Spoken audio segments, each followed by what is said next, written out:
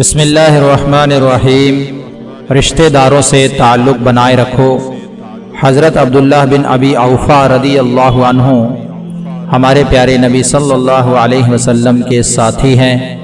ایک مرتبہ یہ اپنے والد کی زکوٰۃ لے کر پیارے نبی صلی اللہ علیہ وسلم کی خدمت میں آئے تو پیارے نبی صلی اللہ علیہ وسلم نے ان کو دعائیں دی، اے اللہ ابو اوفا کی اولاد پر رحمت و سلامتی نازل فرما۔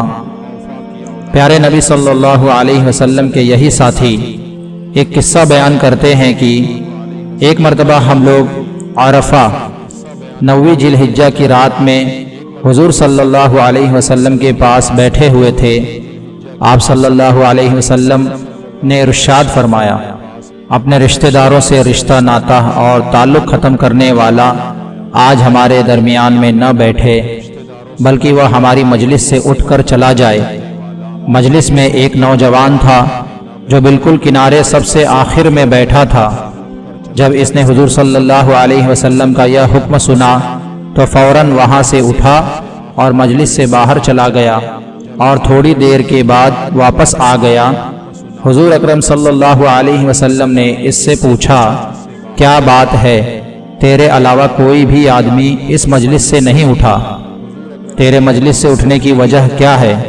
اس نے بتایا، اے اللہ کے رسول، میری ایک خالہ ہے، انہوں نے مجھ سے رشتہ ناتا توڑ رکھا تھا۔ میں آپ کا ارشاد سنتے ہی ان کے پاس چلا گیا۔ انہوں نے مجھے دیکھ کر پوچھا، عادت کے خلاف اچانک کیسے آنا ہوا؟ میں نے آپ کا ارشاد سنایا تو انہوں نے میرے لیے اللہ تعالیٰ سے معافی چاہی اور میں نے ان کے لیے، ہم نے اپنا معاملہ ختم کر لیا ہے اور اپنے پچھلے عمل پر اللہ تعالیٰ سے معافی مانگ لی ہے۔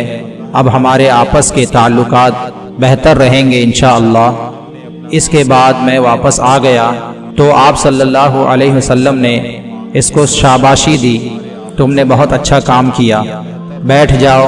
اور پھر ارشاد فرمایا، سن لو، اپنے رشتہ داروں سے ناراض ہو کر ان کے رشتے ناتے اور تعلق ختم کر لینے والی قوم پر اللہ تعالیٰ کی رحمت نازل نہیں ہوتی ہے۔